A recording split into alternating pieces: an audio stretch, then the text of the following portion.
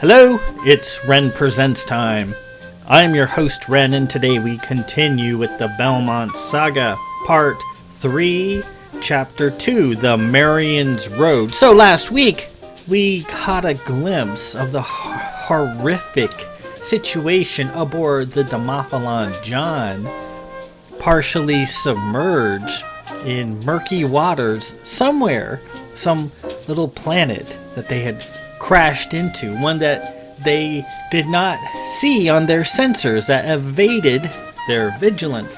And now they are at the mercy of something outside swimming in the water has taken hold of their heads, and they all are experiencing odd dioramas all around them, things dredged up from the deepest parts of their souls, things that they might not necessarily want to see. Captain Gwendolyn, she's always had a deep-seated interest and passing fancies for Lord Belmont, a man she's never met, but one that she's heard of her entire life. Her meat old aunt from Jakarta talked about him often, and hearing about him so often made her fascinated. Like, why does my aunt hate this little boy so much? He's just a kid, just like me. And she had images of him in her head, and they weren't quite correct. Those images were dredged out and put on full display for her. Visiting dignitary, Paymaster Stenstrom, dressed in a black HRN with gold lettering and a lace mask. All those things are wrong. Those fine details she doesn't know because she has never seen him in person. But she had these passing thoughts, not necessarily add up to anything or amount to much, because it's just a passing whim. But whatever's out there in the water doesn't know that. It sees it there. It sees these images, these thoughts, these passing feelings, and it brought them out, where she sees an image of Paymaster Stenstrom. He has promised nice things for her. But first, they need to take care of some business, namely the killing of Morgan Jedricks, Lady of Thompson, ship's hospitaller, because Morgan can see through these illusions. She knows what's going on. The whatever's out there in the water can't have that, so they want Gwendolyn to heal her. They've ordered other crewmen to kill her too, but they fail. She's a hospitaller. Hospitallers are warrior healers. Emphasis on the warrior. Pile of dead bodies around her where she had to fight them off and kill them. But one of them managed to get a wounding shot in, and it's right in her back, and she's slowly bleeding out, and she's weakening moment by moment. Gwen goes in there with her Mims pistol to shoot her dead, but Morgan manages to make her see some sense that, hey, you're stuck in an illusion. Whatever is out there is making you see things from deep within the recesses of your own mind. And she eventually comes to realize Morgan is correct. And she keeps hearing all these noises, and it's the calm, and it's the real Paymaster Stenstrom trying to get a hold of her, and she finally answers it, and they talk her back from the edge of illusion and sanity. They assist her in healing or performing medical procedures on Morgan to get her out of danger, close the wound in her back, and then they say, just don't move, don't do much, because the best way to get through this is just not to do much, just write it out. And we're looking for you. We don't know where you are yet, but we're coming. And that's where we left off on the Demophalon John. This week, the Merian's Road, very short chapter. We've seen the Merians, not only in this book, but other books. They're a austere, kind of downtrodden sect, preaching an alternate history of the Elders and the League. And the Sisters keep a tight fist on that. And normally they don't tolerate splinter groups preaching unapproved things. They don't like that much at all. But they've always considered the Merians harmless. These impoverished people wearing homespun clothes, getting laughed at in the various streets and town squares of various cities across Cana. Their dirty hair, long hair, homespun, and that they don't generate too much of an interest, though they do have a steady flow of people joining them, people who can see the star they claim to exist, the yellow star with the red cloud around it that's always out. Even you can see it even in the day, but most people can't see it, but the Merians can. And in this chapter, we're going to find out that being a Merian isn't just hanging out in city squares getting laughed at. There's a lot more to it. It's a lot more dangerous than you might expect. That to do the things that the Merians have to do takes a pair of brass cojones. In Lily's letter to Aram, where she talks about Lady Alesta of Dare, although she didn't mention her by name, she told Aram that Alesta is very brave and she risks death all the time. And we're going to see that in this chapter here. Not very long, so let's get to it. Part 3, Chapter 2, The Merian's Road.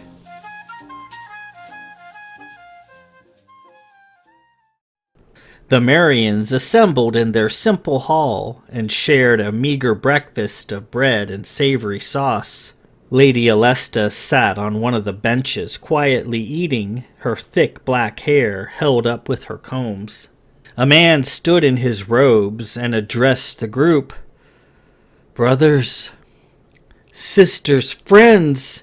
Again, souls have gone astray into the mouth of Edam. Again, we hear the stars call, and again, we shall not fear. We shall walk our road and perform the duty for which we have been commanded. I look among you, see your pure faces, and am proud to call myself Merian. Who, besides we, is brave enough to walk our road? Eat well, friends, for this meal, as always, may be our last. Trust in our star to deliver us from evil. Alesta finished her breakfast and was led out with the others onto the green. It was a chilly morning, and she held her green robe to her. Her shoeless feet were freezing. She looked around, the huddle of modest buildings, the small, sparse line of trees, and the outlying cluster of fields where they grew their food. After that, there was nothing. Bare, lifeless rock. The star gave them this little place on a tiny ball of wayward rock that had no business supporting life. Here is where the star needed them. Here it maintained them, for nearby was Edam, a world of terror, the world of evil they were tasked to keep watch over. She looked up and it filled the sky, a gray oblong world, outwardly a peaceful-looking place. Here they watched the skies, waiting for the lost souls to arrive, which happened with remarkable frequency. These simple, defenseless people stood as sentinels at the gates of hell, hoping to lead away the unwary to safer pastures. That was their mission. In the center of the green ahead was a large, flat-bottomed boat, pointed at both ends, made of stout timbers and bearing a Merian sail. The boat was tarred black for flotation and generously decorated with green and red symbols. The boat sat solidly on the green, an odd sight as there was no apparent water anywhere near. Stairs were placed at the boat's center on either side. Alesta really didn't like the boat. Its tarred surface always got her clothes and feet dirty. Noisily, the Merians clambered up the steps and into the boat's large open deck. Lady Alesta shivered as she awaited her turn to board. Finally, a man took her hand and helped her aboard. She found a spot on one of the benches towards the rear of the boat and sat. She reveled in the warmth as others piled in tightly next to her. The larger men all sat towards the rails and unshipped the long oars that were positioned there, lowering the decorated paddles down to rest on the frosty grass. As always, the boat appeared just big enough to accommodate the people who were piling into it. It was always just big enough, no matter how many or how few people climbed aboard. Such were the Merians, awash in poverty and simple things that weren't so simple. The boat that got bigger and smaller as needed was the Star's boat. And that wasn't all. There was the simple belt at her waist made of red and green shells, a modest homemade item. Yet that simple belt shielded her from evil sight. Time and time again it worked. All she had to do was have faith in the Star, and she would be protected. And there were the thin beaded necklaces she and her people wore to allow them to see through the nightmare creature's illusions. Again, the key was faith. The tools of the Merian which they took to battle were simple, homemade, and quite effective. The only trade-off, they had to be primitive, no modern contrivances, no power. In the presence of power, most of their tools failed, and so to accomplish their mission, they allowed themselves to exist in apparent squalor. The boat on the green was mostly filled. Lady Alesta waited. There was an eerie quiet as everybody settled in. One of the brothers mounted the platform at the back of the boat and took the tiller. "The road comes! Be ready!" She looked around. The faces of some sitting nearby were lowered, hung towards the floorboards of the boat, their mouths moving in silent prayer, and others were blankly looking up, resigned to what was to come. They acknowledged her with a slow nod.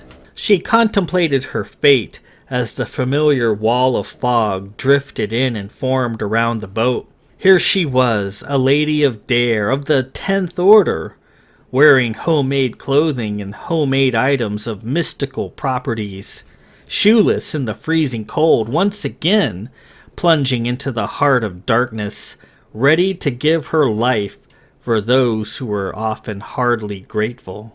Still, this was her calling, to face the denizens of hell, unarmed, with her adopted brothers and sisters. She would change nothing. The Star's words to her were a comfort and reaffirmation. Save all those who fall astray. All around the boat was a tunnel of fog and an unearthly stillness. Ahead was the yellow beacon, the Star, the same one that demanded much of them. The Star that demanded they have nothing and allow themselves to be laughed at and be scorned. The same Star that also demanded that they offer their lives time and time again before a merciless enemy. "Ready!" the brother at the tiller said. The men at the oars readied and braced themselves.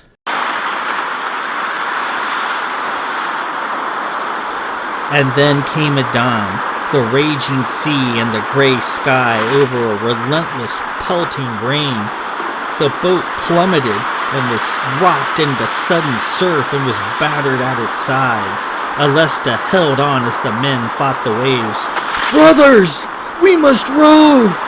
yelled the man at the tiller. Their longboat was suddenly in the middle of a storm-tossed sea, the prow rising and falling in the steep waves. Lightning stroked overhead. Rain and sea spray soaked them. Alesta closed her eyes and huddled up against the driving rain.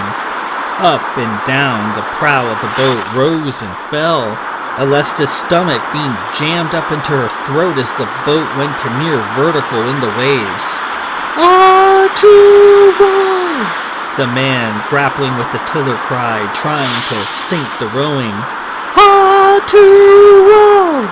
The storm on the water was worse than normal, more savage, more pounding.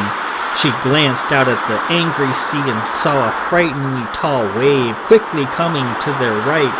The brother at the tiller saw it too, and he pulled with all his might to turn the prow into the killer wave. They would be swamped. The boat rode up the side of the wave, nearly going past vertical as they crested the top. After the passing of the mammoth wave, the Merian's boat found calmer waters, and they picked up speed as the men's rowing became more effective. To row! The man at the tiller continued to count. To row! There was a loud whine overhead. Alesta looked up. A gangly vessel appeared through the belching clouds and soared away to the north, making a noisy fuss as it went.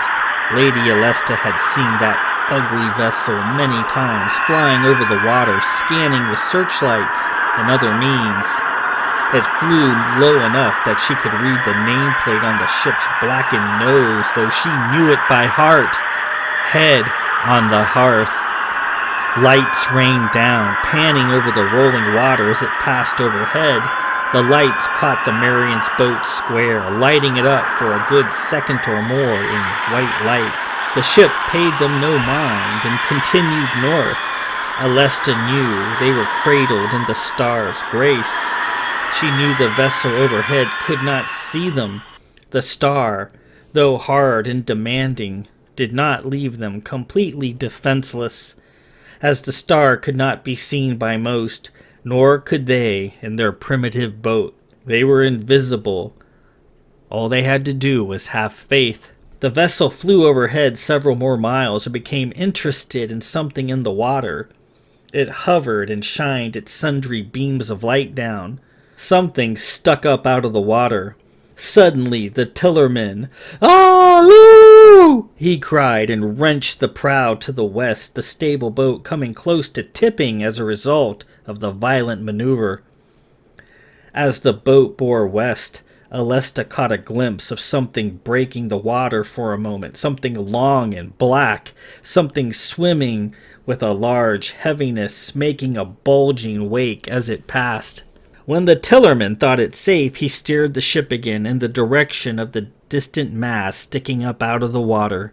Alesta looked at it.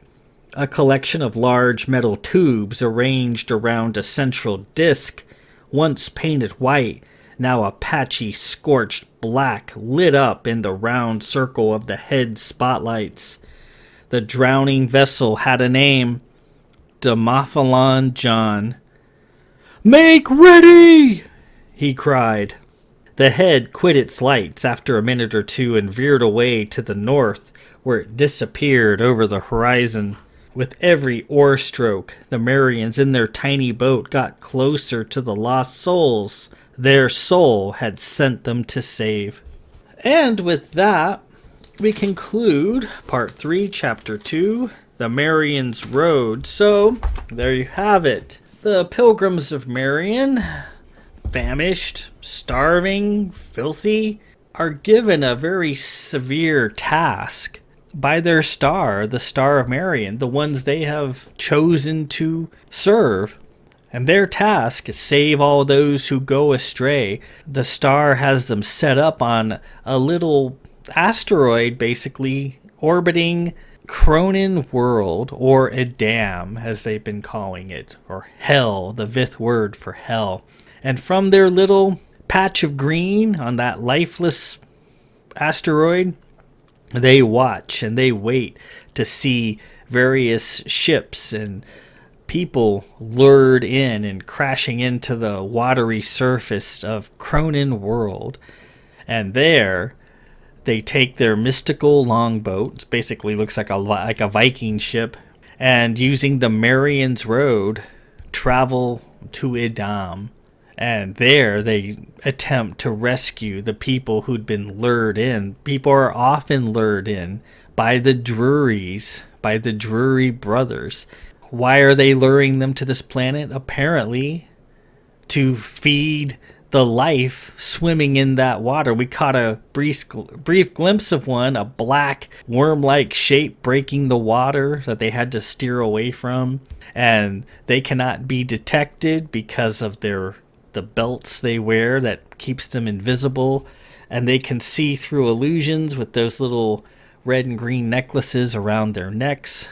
All they have to do is have faith, and these items are starkly effective. The head on the hearth, the Drury Brothers' scary modified Weber-class ship flies right over them, lights them up in spotlights, and can't see them, can't detect them. They have no idea they're there. They know that somebody has been messing with their operation, that somebody takes away the meal they had planned to give to the Cronins. And whoever that is, if they ever catch them, are going to die. That's what the Merians are facing. But bravely, they face it without hesitation. And they're on their way to rescue Captain Gwendolyn's ship, the Demophalon John. They see it floating in the water, nose down, the tail sticking up out of the water. And they're fixing to get Gwen and her crew out. And we will see how effective they are. Next week, Part 3, Chapter 3, Lost in the Briars. So until then, this is Ren Presents. I am your host, Ren. Peace out.